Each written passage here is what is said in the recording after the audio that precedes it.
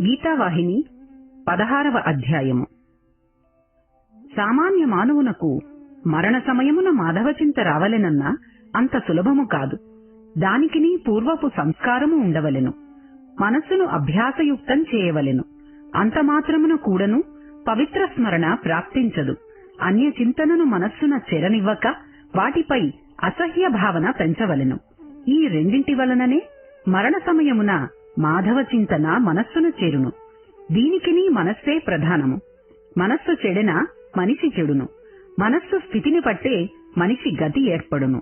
కాని మనస్సును సంస్కరింపచేయుట కొరకు మంచి అభ్యాసములు కావలెను. అందు నిమిత్తమై కృష్ణ పరమాత్మ భగవంతుని ఎట్టి భావముతో స్మరించవలెనో భగవంతుని స్వరూపమెట్టిదో వర్ణించుటకు మొదలుపెట్టెను. బావా అర్జున, లోకమున మానవులు నన్ను 3 విధములుగా వర్ణింతురు.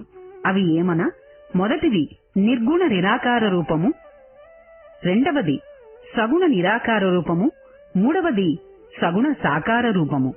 ఇందులో సగుణ నిరాకార రూపమును మొదట తెలుపుదును. ఇందులో భగవంతుని ఏ విధముగా స్మరింతురో విను.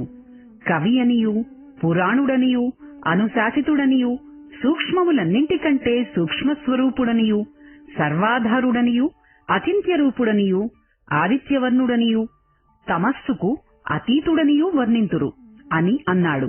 అంతలో అర్జునుడు, స్వామి, సర్వసామాన్య మానవులయందును కవులు కలరు కదా, అట్టి సామాన్య కవివర్ణన పరమాత్మకు యోగ్యమైనదా, లేక ఆ కవియను వర్ణన ప్రత్యేక స్థానమునకు చెందినదా?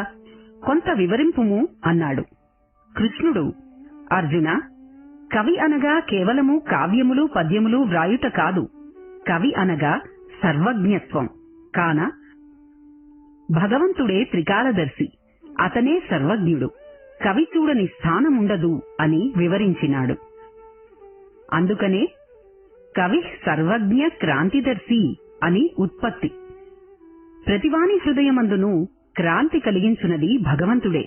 వేయేటికి సర్వ సృష్టికి కవియే ఆధారము. కాన కవి అనగా సర్వజ్ఞుడని కాని వేరు కాదు. భగవంతుడు అక్షర కవి. అతని కవిత్వం అమృత కావ్యం.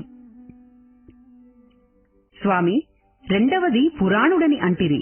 అది ఎట్టిది? దాని అంతరార్థమును తెలుపుడు అన్నాడు అర్జునుడు.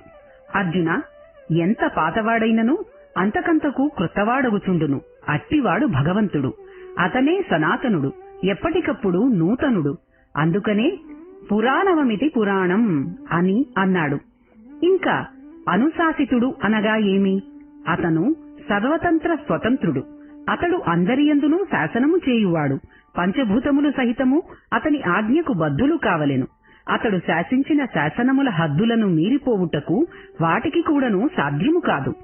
లోకమున ఏ శాసనము చేసినను అది బాహ్య సంబంధమైనది కాని పరమాత్ముని శాసనము అట్టిది కాదు. అంతర్యామి అయి శాసించును అనగా మనస్సును కనిపెట్టి శాసించువాడు కనుక అతను సర్వతంత్ర స్వతంత్రుడు అని భావించుము అని భగవానుడనెను. స్వామి, 4వదైన సూక్ష్మరూపుడు అతను ఎట్లుండును? సూక్ష్మమునగానేమో సెలవిండు అన్నాడు అర్జునుడు. పార్థ, సూక్ష్మమునగా చిన్నదేహము కలవాడని తలంచితివేమో. కాదు కాదు, దీనికి నిర్గుణుడని అర్థము. దీనిని ఇంద్రియములతో తెలుసుకొన సాధ్యము కాదు. వస్తువు యొక్క గుణములు తగ్గుకొలది ఆ వస్తువు సూక్ష్మమవుతుంది. ఎట్లన పంచభూతములు ప్రపంచ వస్తువులు తీసుకొందము. శబ్దస్పర్శ రూపరస గంధము అను గుణముల మిశ్రమములే. మొదటిది భూమి, రెండవది జలము, మూడవది అగ్ని, 4వది వాయువు, 5వది ఆకాశము కదా. ఇవి ఒకదానికంటే ఒకటి తేలికై సూక్ష్మమవుతున్నవి. ఇది ప్రత్యక్ష ప్రమాణము. భూమిలో శబ్ద స్పర్శ రూప రసగంధములు 5 కలవు. అందువలన భూమి అతి భారమైనది. రెండవదైన నీరులో శబ్ద స్పర్శ రూప రసము 4 మాత్రమే కలవు. అందులో గంధము 1 తగ్గినది. దానివలన కొంత తేలికై అది ప్రవహించుచున్నది. ఇక మూడవదైన అగ్నియందు శబ్దస్పర్శ రూపములు మాత్రమే ఉన్నవి, రసగంధములు లేవు.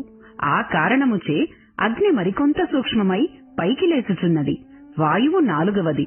అందులో శబ్దస్పర్శ మాత్రమే నిలిచి రూపరసగంధములు లేనందున అది మరింత సూక్ష్మమై సర్వవ్యాపి అయినది.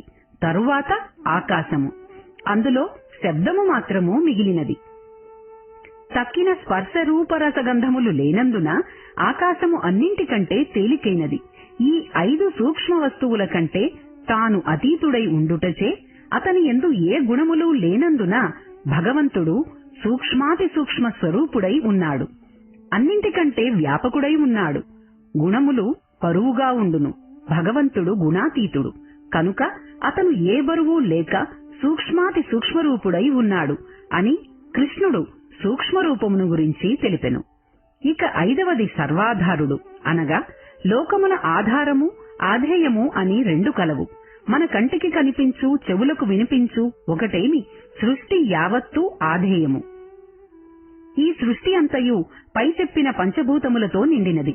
అనగా భూమి, జలము, అగ్ని, వాయువు, ఆకాశము ఇవి ఆధేయములే. ఎట్లన ఇవి అన్నియూ భగవంతుని ఆధారములో నిలిచినవి. వీటన్నింటికీ ఆధారుడు ఆ దేవుడు. అతనికి వేరు ఆధారము మరొకటి లేదు కనుక అతనే సర్వాధారుడని తేలినది. 6వది తెలిపెదను వినుము. అచింత్య రూపుడు అనగా చింతింప వీలు కానివాడు అని అర్థము. చింతించేది ఏది? మనస్సు కదా. కనుక మనస్సుతో చింతింప వీలు కానిదని అర్థము. ఎట్లని నీకు సంశయము కలుగవచ్చును. బావా విను. మనస్సు క్షణికం, అంతేకాదు జడము. పరమాత్ముడు చూతమా నిత్యవస్తువు, చైతన్యుడు కూడను. ఇవి విచారించిన ఒకదానికొకటి పూర్తి విరుద్ధము. క్షణికం, నిత్యత్వం ఒకదానికొకటి సంబంధము లేదు. ఒకటి ఉండునది, మరొకటి లేనిది.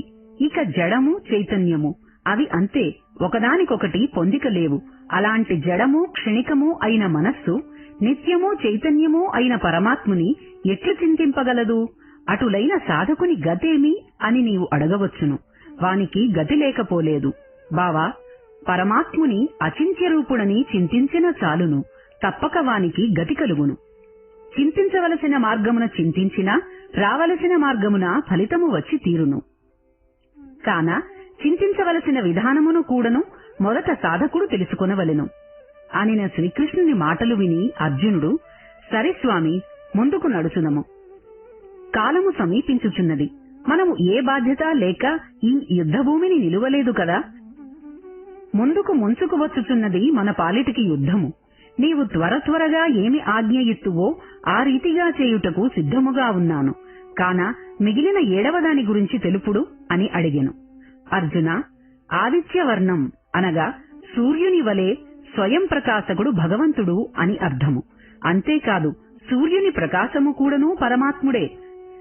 లోకమును ప్రకాశింపజేయువాడు సూర్యుడైతే సూర్యుని కూడా ప్రకాశింపజేయువాడు భగవంతుడు కనుక అతనికి ఆదిత్యుడని పేరు వచ్చినది.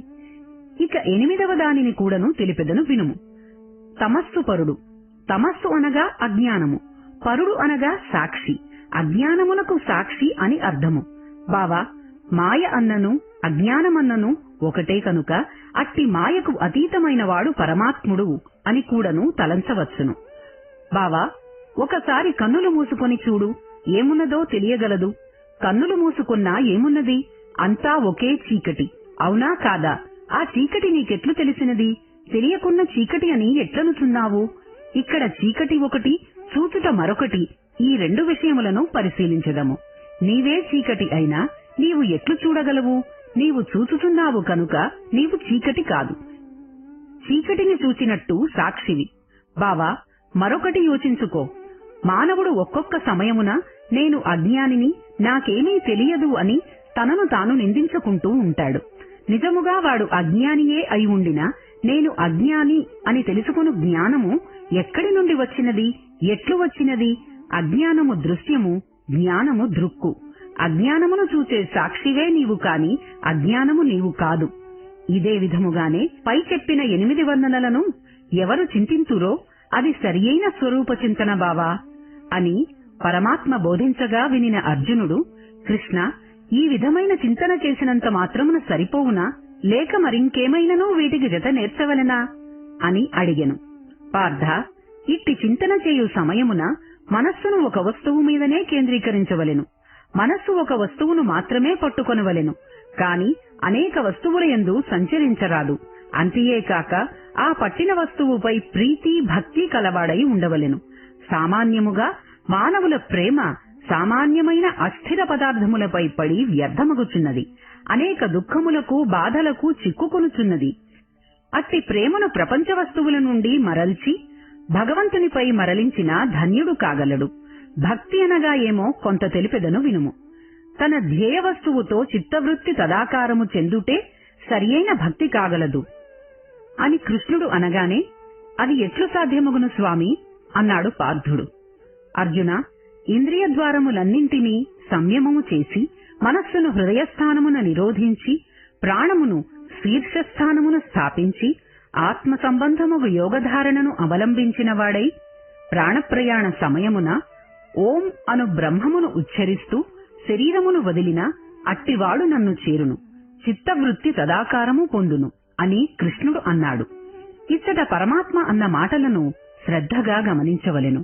ఇంద్రియముల విషయము తెలుపుతూ వాటిని సంయమము చేయమన్నాడు కాని నిగ్రహము చేయమని తెలుపలేదు. సంయమము అనగా స్వాధీనము, నిగ్రహమనగా నిర్వ్యాపారము చేయుట అనగా పూర్తిగా బంధించుట. అందులోనూ ఇంద్రియముల ద్వారములను అన్నింటినీ సంయమము చేయమన్నాడు కాని కొన్నింటిని మాత్రము తెరచి కొన్నింటిని స్వాధీనము చేయమని తెలుపలేదు. సర్వేంద్రియములను స్వాధీనమున ఉంచుకొనవలెనన్నమాట. ఏ ఏ ఇంద్రియము ఏ ఏ కార్యము నిమిత్తము అనుగ్రహించినాడో వాటిని అవసరమొచ్చినప్పుడు మాత్రమే వినియోగించవలెను. అట్లు కాక ఇంద్రియ శక్తి ఉన్నది కదా అని ఇష్టమొచ్చినట్టులా వినియోగించకూడదు. హద్దునందుంచుకుని అవసర సమయమున క్లుప్తముగా వాడుకొనవలెననే భావము. అంతేకాక ఏది మన హృదయమును వికసింపజేయునో, ఏ విషయము మనకు అశాంతి కలుగజేయునో ఆ విషయమును యోచించి వాటిని సక్రమమైన మార్గమున సాగించుకొని రావలెను.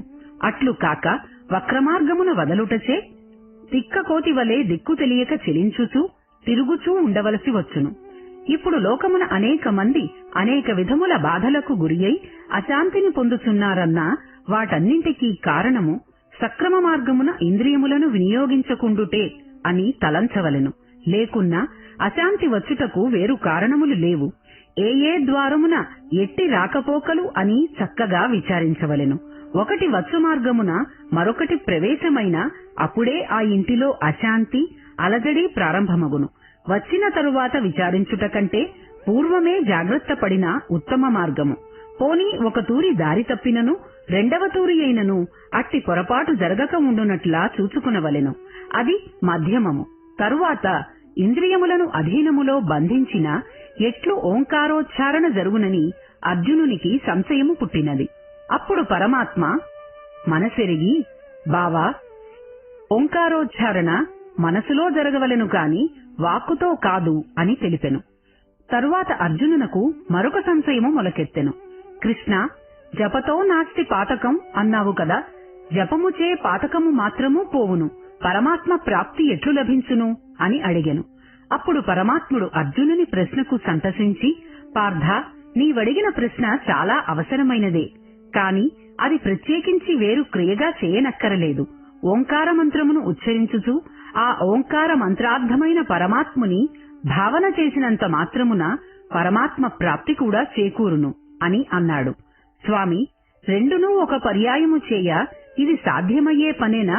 ఏదో తమరు త్వరగా చెప్పుకొని పోవుట సులభము కాని ఆచరించుట చాలా ప్రయాసైన పని కదా స్వామి అని అన్నాడు అర్జునుడు. పార్థ, అందుకనే అభ్యాసయోగం ఉండవలనని మొదటే తెలిపియున్నాను కదా. అభ్యాసము ద్వారా ఆ రెండు పనులను మనస్సు అతి సులభముగా చేయగలదు. అందుకు అభ్యాసము ప్రధానమని తలంచవైతివి. వెర్రిబావా, అల్పమైన ప్రాణి అభ్యాసముతో అనేక ఘనకార్యములు చేయుట నీవు చూచుటలేదా? వేయేటికి అసలు నీ రథమునకు కట్టిన గుర్రములు కాని, యుద్ధభూమిలో నిలిచియున్న గజములు కాని, మనకు తెలివితేటలు గల మానవుడు కూడా చేయలేనంతటి సహాయమును చేయుచున్నవన్నా కారణమేది? విషయమును యోచించు, సులభముగా తేటతెల్లమగును. అడవుల యందు సంచరించు గజములు యుద్ధ పద్ధతులు ఏనాడు చూచినవి? లేక వాటికి మొదటి నుండియూ ఇట్టి యుద్ధమున పోరాడుట సహజమైన విద్యయా? కాదు కాదు, ఇవన్నీయూ అభ్యాసము ద్వారా ఆచరణకు వచ్చినవని తెలుసుకొనుము. అటులనే మనస్సును ఇంద్రియముల నుండి ఉపసంహరించుకొను అభ్యాసము చాలా కాలము పాటించినా దానికి అట్టి శక్తి సామర్థ్యములు అలవడును. ఓంకారోచ్చారపూర్వకంగా పరమాత్మను స్మరిస్తూ ప్రాణమును వదిలినట్టివాడు తప్పక భగవంతుని పొందుతున్నాడు అని కృష్ణుడు గట్టిగా తెలిపినాడు. అందులకు పార్థుడు సాహసించి, స్వామి, అట్టి పవిత్ర ప్రణవోచ్చరణ అంత్యమందు స్మరించు వారికే భగవంతుడు ప్రాప్తించిన మిగిలిన వారి గతి ఏమైపోవును? వారి సంఖ్యయే అధికము కదా, వారికింక విమోచన లేదా? భగవత్ సన్నిధిలో అట్టి పవిత్రులకే స్థానమైనా దీనులకు చోటే లేదన్నమాట. పోని వారికి చోటెక్కడో ప్రవేశమెక్కడో తెలుపుడు అన్నాడు. అర్జున, పొరపడుతున్నావు. భగవంతునకు దీనులు ధీరులు అను వ్యత్యాసము కాని, అధికులు అల్పులు అను తారతమ్యము కాని ఏనాటికి లేదు, రాదు. భగవదనుగ్రహమునకు అందరూ అర్హులే. అతని దర్బారులోనికి అందరికీ ప్రవేశమున్నది. దాని ద్వారములు ఎప్పుడూ తెరవబడి ఉండును. కాపలావారు అసలే లేరు. వచ్చువారిని అడ్డుపెట్టుట లేదు. రాను అను వారిని ఆహ్వానించుట లేదు. ద్వారమున ప్రవేశించిన ప్రతివారికి స్వాగతమే. కాని ద్వారము చెంతకే రాని వారిని ఎవరేమి చేయగలరు? నిప్పు వేడి కావలెనన్నవారు నిప్పుకు సమీపమునకు వెళ్లి కూర్చున్నా వేడిని అనుభవించవచ్చును. దూరముననున్న వారికి వెలుతురు మాత్రమే తెలియను, వేడి తెలియదు. అంత మాత్రమున నిప్పుకు వేడి లేదని తలంచుట ఎంత వెర్రితనము!